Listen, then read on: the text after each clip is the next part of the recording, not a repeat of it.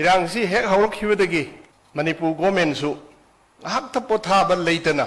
ahing kaya tumdana honari ado congress ki di mayam khangi duni khoigi hojikti honorable mp oraba alfred ka moigi hojiki illegal immigrants amusu moibu support tawbu group tuga yanaba ma porokhre agreement ma tawnagre haibido madu mayam loina local paper da kaida bak sani yawbo mayam thengnabiramani ngasi bawda Manipur की प्रजा सिंगना थेंगनरिबा अवाबसी मयाम पुन्ना थेंगनमिनरी government अमदी प्रजा सिंग लोइनना सिगुम्बा कोई अवाबा थोइबा इरांग असि Manipur government खक्तनसु लोइसनबा ngамोय प्रजा याउदना अदुना government अमसुंग प्रजा कोई मणिपुर बु नुंसीबा मणिपुर की इंडिजिनियस पीपल मैहोरोंदगी कोई लेमिनरकपा अरेबा लानदना चामिनदना अमना वाबदा अमना मतिंग पांगनदना हिंगमिनरिबा अखोई पुनमक पुल्लगा होनमिनबगी मथौ मताय इरांगसी हेक हौरखिबदगी Manipur गवर्नमेंटसु ngahak pothaba leitana ahing kaya tumdana honari sigi maraksida koigi nungsijarba praja kaya state sigi mataida leiba khungang kaya mai chakhre maramaduna mioi kaya Ahaan बदा तोंगान तोंगान बा मफमदा फंगा फंगबा स्कूल दा अदगी कम्युनिटी हॉल दा अदई खंगना चानाबसिंगी युमदा कोई संजबम लौदना अदुगुम्बा यामना खम थेंगना अवाबा कया मायोगनै मरक्तुदा गवर्नमेंटनसु रिलीफ कैम्पसिंग अरेंज तौबगी थबक चथै लोइना मखा तारकपदा फैब्रिकेटेड हाउस न Simba कयामा सादना अदुगुम्बा खुदोंग थीबा मायोकनरबा सिंदु मतेंग पांगनबा होनै अदुदगी फैब्रिकेटेड हाउस दा लैरगसु इमुंग अमगी प्राइवेसी लैतबा अदुना सिंबा सिंदुसु गवर्नमेंट ना यामना सीरियसली मदुगुम्बा लैननबा अदि सिक्रेसी लैना ngakna khoi leiba yananabagi atopa khoi yumsing sananabagi su government na yamna seriously khanari aro government gi maigi degi angamba sanaba thangnaba senaba like su tamnabagi mayam ama honai honaraga su kaidongai da su mayam da apenba leigani haibagi akhoi samana sama pengani haibidi akhoi su khande mayam tangdu leita ba hek laktana sumaina leiriba punamak se akoi yum da hanjinadana leinaraba aruga ngasi chasuk chasinda kaida khudong thiba kaya leiriba se hana dauna mafam amadagi amada jati amana jati any jati amana magi chatning mafam da chatna khotna leiba adugi tangdu leita ba do la kanda da mayamgi apenba oigani haibase masi akoigi government su khangi aduga honadana tumina leithokpasu nati adubu phaneyamna kanna honajaraga su shanti porakpa hanjilanba haibadumadi ngamdrimanina kaidongedesu praja singi apenba leiroi haibasi akoigi su यामना अवाबा अमा ओइरिबनी अदुना सिगुम्बा फिवमसिदा अखोइगी BJP ने लुसिंगबा government सिना Manipur प्रजागी फनेयामना तौजरगसु अमसुंग centre दा लेरिबा श्री नरेंद्र मोदी जी ने लुसिंगबा government सिना state सिगिदमक्ता ꯌꯥꯝꯅ ꯃꯔꯨ ꯑꯣꯏꯕ ꯊꯕꯛ ꯀꯌꯥ ꯄꯥꯏꯈꯠꯄꯤꯔꯒꯁꯨ ꯈꯨꯗꯝ ꯑꯣꯏꯅ ꯍꯥꯏꯔꯕꯗ ILP ꯍꯥꯏꯕꯁꯤ ꯃꯅꯤꯄꯨꯔꯒꯤ ꯄ꯭ꯔꯖꯥꯅ ꯃꯇꯝ ꯁꯥꯡꯅꯗꯒꯤ ꯇꯥꯜꯂꯒ ꯂꯥꯛꯄ ꯑꯗꯨꯒꯨꯝꯕ ꯗꯤꯃꯥꯟ ꯑꯃꯅꯤ 1980ꯒꯤ ꯑꯗꯨꯋꯥꯏꯗꯗꯤ ꯃꯅꯤꯄꯨꯔꯒꯤ ꯁꯥꯇ꯭ꯔ ꯃꯌꯥꯝꯅ ꯍꯧꯔꯛꯇꯅ ꯑꯆꯧꯕ ꯏꯍꯧ ꯀꯌꯥ ꯆꯪꯁꯤꯟꯗꯅ ꯑꯩꯈꯣꯏ ꯇꯥꯟꯗꯨꯅ ꯂꯥꯛꯈꯤꯕꯅꯤ ꯑꯗꯨꯕꯨ ꯃꯇꯝ ꯁꯥꯡꯅ ꯚꯥꯔꯠꯀꯤ ꯁꯥꯁꯣꯟ ꯇꯧꯗꯨꯅ ꯂꯥꯛꯄ ꯃꯅꯤꯄꯨꯔꯒꯤ ꯁꯥꯁꯣꯟ ꯇꯧꯗꯨꯅ ꯂꯥꯛꯄ ꯑꯗꯨꯝꯕ ꯀꯣꯡꯒ꯭ꯔꯦꯁ ꯄꯥꯔꯇꯤꯒꯤ ꯃꯇꯝꯗ ꯄꯤꯔꯝꯗꯦ ꯑꯗꯨꯕꯨ ꯂꯩꯔꯤꯕ ꯁ꯭ꯔꯤ ꯅꯔꯦꯟꯗ꯭ꯔ ꯃꯣꯗꯤꯖꯤꯅ ꯂꯨꯆꯤꯡꯕ ꯒꯣꯔꯃꯦꯟꯁꯤꯡꯒꯤ ꯃꯇꯝꯗ ILP ꯄꯤꯔꯛꯑꯦ FMR ꯐ꯭ꯔꯤ ꯃꯨꯚꯃꯦꯟ ꯔꯤꯖꯤꯝ ꯂꯧꯊꯣꯛꯑꯦ ꯑꯗꯒꯤ ꯃꯅꯤꯄꯨꯔꯒꯤ ꯐꯦꯟꯁꯤꯡ 398 ꯀꯤꯂꯣꯃꯤꯇꯔ ꯁꯥꯡꯕ ꯃꯦꯟꯔꯥꯒ ꯑꯩꯈꯣꯏꯒ ꯇꯥꯏꯅꯔꯤꯕ ꯄꯔꯤꯡ ꯁꯝꯕꯟ ꯈꯥꯒꯅꯤ ꯃꯁꯤ ꯆꯍꯤ 5ꯒꯤ ꯌꯣꯖꯅꯥꯅꯤ ꯆꯍꯤ 5ꯗ ꯂꯣꯏꯁꯤꯟꯒꯗꯕꯅꯤ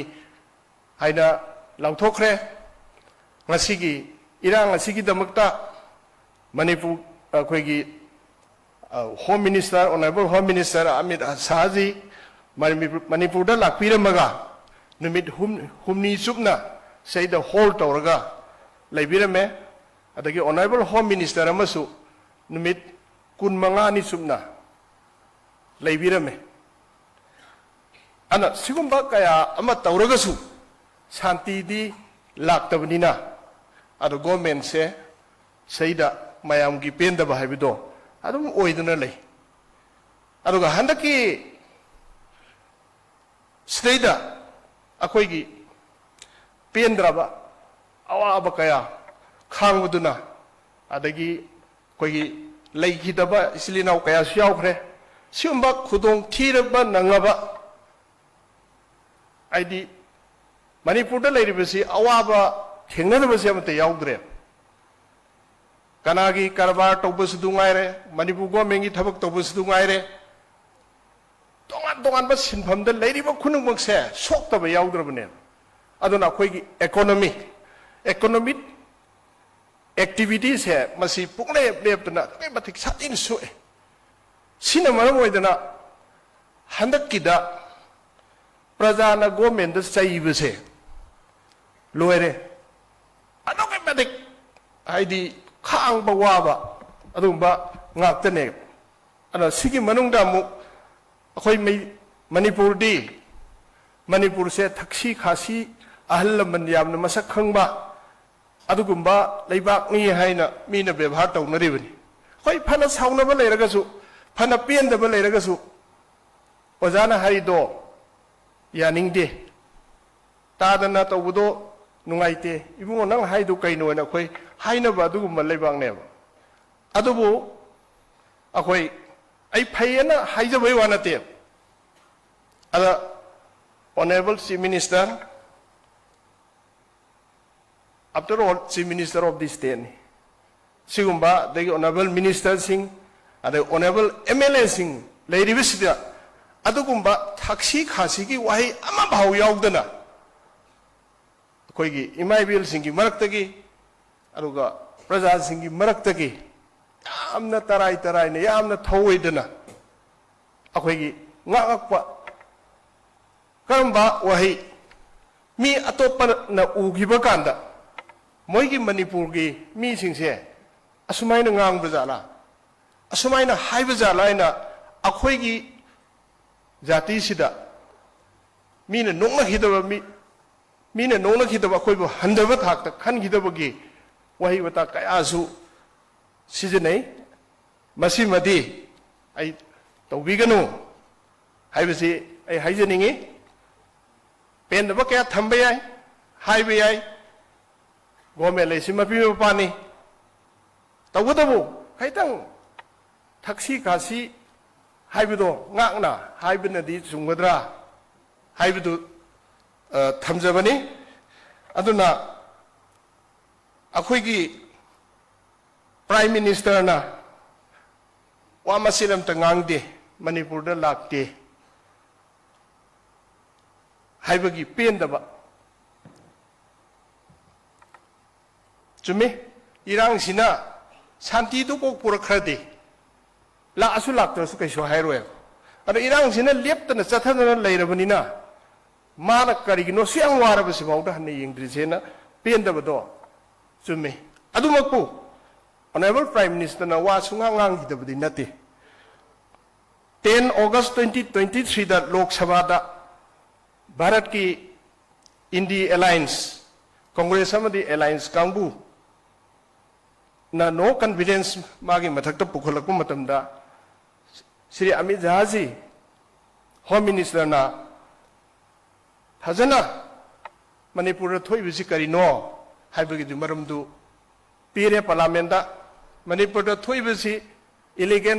इमिग्रेंट्स माइग्रेंट्स अतोप लेबाक तगी आइन काइना संगसलकपा अदुगा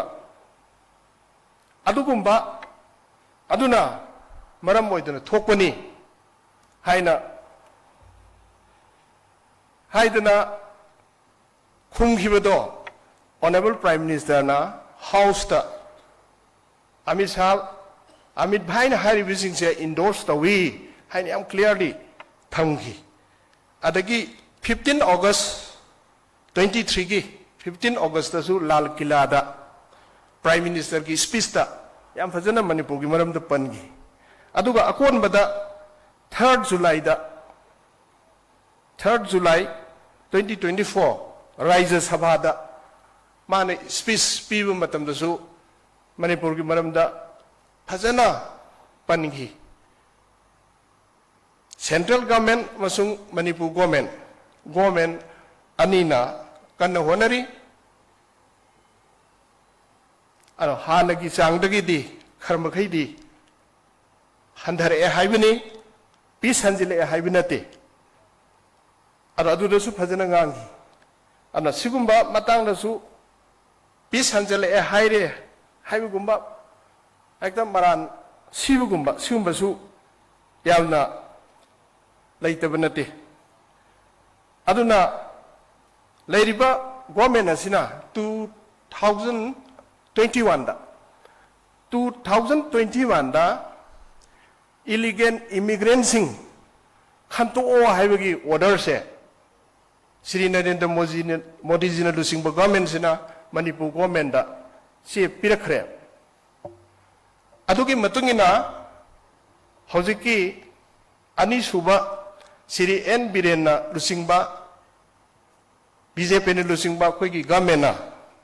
अप्रैल 2023 दा कैबिनेट अहुमना साबा सब कमिटी में सेमे अदुना स्वाइगी मतंगदा इन पंजनिंगे बिसे मणिपुर की हुजिक लाइरिब सरकारना मणिपुरदा लैमिनरिबा सिंग अमसुंग तम अनिमक्ता हानादगी लैमिनरिबा इंडिजिनियस ट्राइब्स अदुगा प्रजा सिंह अदो खोगी कइनोदसु गेजेटसु यावरगा दुम लेबनी ट्राइब कुंथ्रागा मरी अदुदा लोई सुरे यावरिबसे अदु सिंगदुबु मोइगी मायोक्ता ngasi लेरिबो गवर्नमेंट से लेते मोइबु नते मणिपुर गवर्नमेंट ना हाइरिबदि आ मपानदगी आइन काइना चंगकपसिंगदो अदुबुने अमोबे कनानो आइन काइना चंगकपा अदु मणिपुर गवर्नमेंट गिदि कट ऑफ बियास इन 1961 की ममांग दा लेरम गिसिंगदो इंडिजिनियस नि मदुई मतुंग दा लेबगिंदुना आइन काइना चंगकपा मितोमनि हाइबने अदुगुंबा मिसक सिंगदुबदने मणिपुर गवर्नमेंट ना मोइदुदी खंतोअगा हलंगिदबने हारिस मदुगी थबक पाइखलकपदा अखोइना इंडिजिनियस का नाम तबु अखोइना मोइगी मायोक्ता लैते हाइबगे खुदमदी मी अहुंगी कैबिनेट सब कमिटी दो श्री लेटपाउ हापकिप दा चेयरमैन ओहले लाना लौभिनी मसे ꯑꯩꯈꯣꯏ ꯍꯥꯏꯗꯅ ꯑꯩꯈꯣꯏ ꯏꯟꯗꯤꯖꯤꯅꯤꯌꯁꯁꯤꯡꯕꯨ ꯃꯗꯨꯒꯤ ꯃꯥꯌꯣꯛꯇ ꯑꯩꯈꯣꯏ ꯂꯩꯇꯦ ꯍꯥꯏꯗꯅ ꯃꯥꯕꯨ ꯆꯤꯌꯔꯃꯦꯟ ꯍꯥꯞꯄꯦ Shri Awangbam Niumai honourable minister Shri T H. Basanta honourable member ꯑꯅꯤꯅ ꯃꯦꯝꯕꯔ ꯑꯣꯏꯔꯒ ꯑꯍꯨꯝꯅ ꯁꯥꯕ ꯀꯃꯤꯇꯤ ꯁꯦꯝꯃꯦ ꯑꯗꯨꯒ ꯑꯩꯈꯣꯏ ꯇꯦꯡꯅꯧꯄꯜ ꯗꯤꯁꯇ꯭ꯔꯤꯛ ꯅꯆꯤꯡꯕ ꯃꯐꯝꯁꯤꯡꯗ ꯏꯂꯤꯒꯦꯟ ꯃꯥꯏꯒ꯭ꯔꯦꯟꯁꯤꯡ ꯈꯟꯇꯣꯛꯄꯒꯤ ꯊꯕꯛ ꯍꯧꯈ꯭ꯔꯦ ꯑꯗꯨꯒꯤ ꯊꯕꯛꯇꯣ ꯚꯥꯔꯠ ꯁꯔꯀꯥꯔꯅꯗꯤ 2023ꯒꯤ ꯁꯦꯞꯇꯦꯝꯕꯔ 30ꯗ ꯂꯣꯏꯁꯤꯜꯂꯨ ꯍꯥꯏꯅꯕꯨ ꯍꯥꯏꯔꯛꯄꯅꯤ ꯑꯗꯨꯕꯨ ꯃꯗꯨ ꯂꯩꯔꯤꯕ ꯏꯔꯥꯡꯁꯤꯅ ꯂꯣꯏꯁꯤꯟꯕ ꯉꯝꯗ꯭ꯔꯦꯅ ꯑꯃꯨꯛ ꯍꯥꯏꯕꯗꯒꯤ ꯑꯦꯛꯁꯇꯦꯟ ꯇꯧꯕꯤꯔꯛꯇꯅ ꯂꯩ ꯍꯧꯖꯤꯛꯁꯨ ꯏꯂꯤꯒꯦꯟ ꯃꯥꯏꯒ꯭ꯔꯦꯟꯁꯤꯡ ꯈꯟꯇꯣꯛꯄꯒꯤ ꯊꯕꯛ ꯑꯩꯈꯣꯏ ꯖꯣꯏꯟ ꯁꯦꯀꯨꯔꯤꯇꯤ ꯐꯣꯔꯁꯦꯁꯁꯤꯡ ꯇꯧꯔꯒ ꯆꯠꯊꯔꯤ ꯑꯗꯨꯕꯨ ꯂꯩꯔꯤꯕ ꯏꯔꯥꯡꯁꯤꯅ ꯃꯔꯝ ꯑꯣꯏꯗꯅ ꯑꯩꯈꯣই ꯄ꯭ꯔꯣꯒ꯭ꯔꯦꯁꯁꯤ ꯑꯩꯈꯣꯏ ꯂꯩꯕ ꯉꯝꯗꯕꯅꯤ ꯑꯗꯨꯅ ꯑꯩꯈꯣꯏ NRC ꯑꯁꯤ ꯀꯩꯅꯣ ꯃꯌꯥꯝꯅ ꯍꯦꯟꯅ ꯈꯪꯕꯤꯔꯦ NRC ꯍꯥꯏꯁꯤ ꯑꯩꯈꯣꯏꯒꯤ ꯏꯟꯗꯤꯖꯤꯅꯤꯌꯁ ꯑꯣꯏꯕ ꯁ꯭ꯇꯦꯠꯁꯤꯒꯤ ꯑꯗꯨꯒꯨꯝꯕ ꯑꯁꯦꯡꯕ ꯃꯤꯁꯤꯡꯗꯣ ꯃꯗꯨ ꯗꯣꯀꯨꯃꯦꯟ ꯇꯧꯗꯨꯅ ꯊꯝꯕ ꯑꯗꯨꯒ ꯑꯩꯈꯣꯏ indigenous people ni haina haiba gi chap chapa proof laitaba document laitaba adugumba kangbu sing to khantokba aduga moibu deportation tawba moigi lebak tamo halangi ba haibu ne NRC da hairisi ado Manipur assembly nasu Manipur da NRC sana han biu waina ware laudana koi taksan balairi adubu mitop sing akoina biometric na tawba laudana khotana identify tawba khot paibase NRC ki part amane adugi thabakti already hana dagi hona Manipur da koi gi government na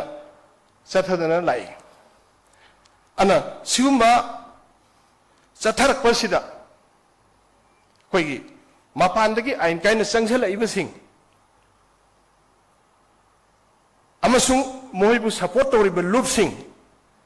aduna pakhatna moina khalamiba Manipur thugaiba Manipur dagi maseram phaktoga moigi lebak semba haibagi manglando kairani haibasigi pakhatpadagi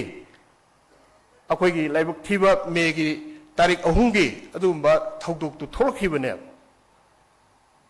aduna mayamna su hena khangbirangani Manipur government haribdi illegal migrants akoi khantokani aduga moi meimda halangani aduga reserve forest ta akoi gi khunda sindana leibi yaroi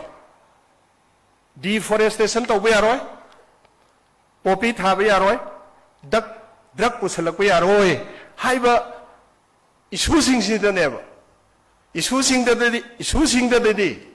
akoi Manipur government gi akoi party gi phirep hongoi aduna adugumba illegal migrants sing to tangai padana khantoga tawbai bise mase akoi gi government sigi lengdaba phirem maramdi kaiginobu madu tawramdaba taragadi akoi hujik se moibu sagoliba loop kharadi haidi illegal migrants bu sagoliba loop kharadi kana na lusingbo ogebu Myanmar dagi sangpa Myanmari kangbu singna lit tawe adugumba zing adagi Myanmari dagi lakpa singna ngasi di sarkar gi officing assembly parliament bhau yor koi film da le reis aduna adugumba leiba film do 2005 ta adugumba kangbu duga asai pholga su tawrami su tawbu kandu da Siri Oibo bin Lucing government lay, Congress ki, Adomoy Kangho de Hai. State ki government lay state to give Mapuni, state Sekananga in Oakanda, state ki government nga in a lady name, Mayams. Ado Assam rifle ga, Adugumba militant group sing, Mapandaki Hajaluk, Makambu, Kuling ba, Adugumba sing duga, Su sign down over the Manipur government Kang de Hai. Anyway, 2008 Manipur government Kang em Kang Kanda Atam to the Suzy sign down the given Aduna Masidi Akwegi Adugumba Amma Pandagi Lak Pasing Manipur Tugagi Haribu Kangu Singdo Adu the support of Bugumane. Adu the support of Winnie have the Karikai the game. Anna Sumbatawa. Adagay Lotion Zerapada Asumba Sukwara Gansida Aina Gamengi Taraptagi, the party Taraptagi Apil Togjaning Badi Sumba Kudong Tiraba Awabataraba. Matam sidadi akoigi lusing basingna adagi akhanga hi singna maruoina political party singi leader singna praja se sumna mamai sumbineba tawgadamne maramdi ngasi singna raibse akoi manipur dane manipur thugai ge haibse manipur dalaiba jati khudingma political party khuding mak akhoi si so khuding mak tane ba punna khoi de tawrei be attacks adu agadi masigi issue se akhoi gi rajniti gi interest individual gi interest punna mak sigi abab akhoi nation first hai tare akhoi gi leiba ku kan bai bisi masigi matang dadi akhoi punna leminagadawni Akoigi Kenaba Nuai Nadaba Punamoxi, Hoguya Ponte, who's a Hogona Biaba Nateko, Akoi Mam, she Pulasi, Pulaga Tingerasi, Haidana, Akoi Tinakanda, Manipur Kalakanda, Akoigi Mito Sing Zingdo, when a Kantokana Hanagi Laminaram indigenous people Zingdo, Madu Ingna Tapna Lehurabakanda. Magi political interest, magi apambado, Taunovia, Skydim. Adu Natavida Congress Partina Madugumba, Praza Singsi, Awabase, Awaba, government the sounding Base. Like BJP the sounding Base, Masiki Kudung Java, Lauraga. Non Prime Minister na. Hoi parliament ngang mudu siau kibini ngasi asa ko mai da gi haijali basing se no madi prajana khangakini prajana moibu reject torokini na prime minister gi speech su yau bune sigum ma tawse masi yamna laibok thibani aduna vote ki engaga vote phangal lore vote ka horo lore Manipur Kai daba Maya Wawa daba Quick Hungde Marina BJP Tainazani, Marina government the Tainazani. A Hoigi di Botka Hog the Yate Haidana Mayambu Lana Lamjing Bagi Tabaksi Tauba Adohanda Mayam Nusutabi Duni A Hoigi da A Hoigi government ki candidate anima tampa amasung singda koi common candidate animak tui ado akoi di akoi vote kana bagi damakta akoi manipur thugai ni haiba aduga manipur thugai ni haiba singdubu support or loop amtaga wangang naroi noi ga chamina roi haibise akhoi gi stand layem ana akhoi gi common candidate su common candidate su adugumba illegal migrants sing amusu moibu support loop sing duna wari sanasi noi ki candidate support tawbige kari condition da wari sanadaino haiba kanda akhoi ki demand sida support to adu orgadi noi candidate to support tawge haye aduna maruina singida ado akhoi ki common candidate ki akhoi electioneering committee duna chatte koi chaloi noi ga diwali sana roi haina sana ki dev ado congress ki di mayam khangi duni koi ge ojikti honorable mp oraba alfred ka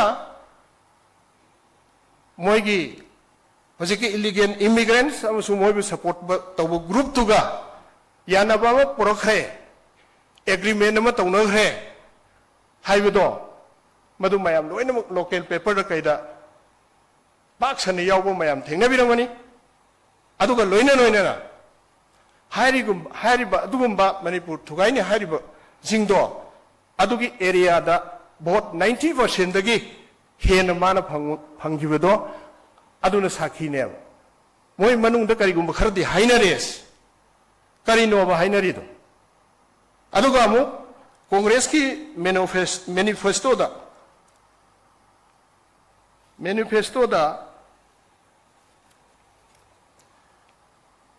moi na haibase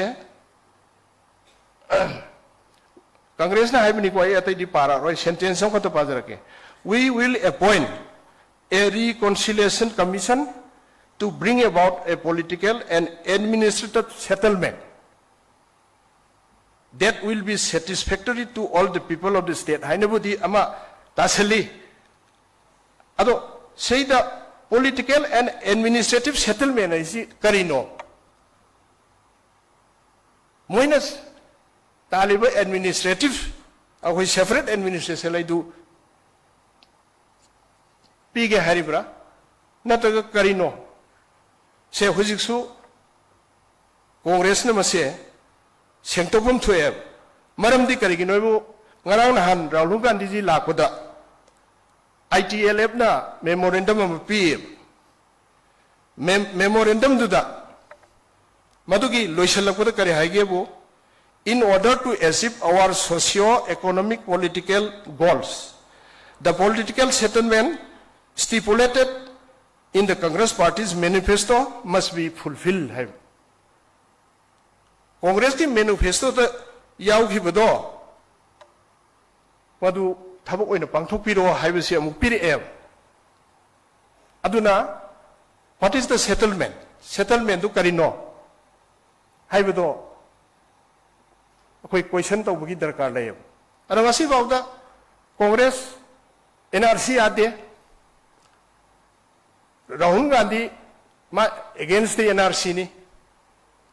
ado mana lakpa matamda yam phare awa ana hangbirabado tawbudadi Manipur ki prajana pamiba peace karamba peace no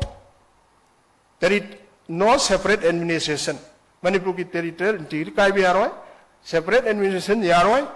haibase ki solution porokpa yaba Manipur praja sing taliba demand sigi maram dadi comment of the pdf aduna mayam gi pen da sentiment government da masung BJP da pen da sentiment mayam do maduda koi asok da thum thaksin badona thoan bagi agenda amadi yawe ana sumba thabak sidi tawbam thokte aduna sumba leibak sigi luraba kang hong chairaba ngasi ananba lamben da chatba ka samana na chaliba kariguma khuji khuna thong da khongpham ama nandaki beda ayona taba yaba sumba luraba tangka ama chatlingai kanda political gi interest na he na wangna khallaga dum leibase masi khanpham thokte haibase thamjaninge ꯑꯗꯨꯅ ꯍꯥꯏꯔꯤꯕ ꯂꯩꯔꯤꯕ ꯄꯨꯝꯅꯃꯛꯁꯤꯗ ꯉꯁꯤ government ꯇꯨꯃꯤꯟꯅ ꯂꯩꯇꯦ government ꯑꯉꯝꯕ ꯊꯥꯛꯇ ꯃꯌꯥꯝꯁꯤ ꯋꯥꯔꯦ ꯀꯨꯏꯔꯛꯄꯅꯤꯅ ꯔꯤꯂꯤꯐ ꯀꯦꯝꯞꯇ ꯀꯩꯗ ꯂꯩꯕꯁꯤꯡꯁꯤ ꯑꯋꯥꯠ ꯑꯄꯥ पैसा खरगा पीब खोपदु मतम चाना हेक पीहौदब खोप सिवनासिंगबा अवार अपा मयाम लेरिबा मयाम कन्ना खनरी अरुगा तौबयाबो होनरी अदुना गवर्नमेंट खक्तना तौबसु नते ngasi का लेबिसे मणिपुर की प्रजा सिंग इमा इबेल सिंग पुनमंगना अमत ओइना लेपिनरगा ngasi ताराइबा खितंग इंगधबा मा लाइबसे मयामगी मपानदगिनी अदुना मागी मागी लौफम दोप रोल दो निथि जन लौनरगा अखोय यूनाइटेड दी वासे तानरगा सेक्शनना अखोय तहोबगी तंगाई फदबा लई अदुना सिगुम्बा वाखलोन सिगी मखा वाखलोन सिदा मयाम पुन्ना थबक तौमिन्नसी हाइबा वाफम खरजि थमजरगा मयाम पुन्ना बु खुरुमजरी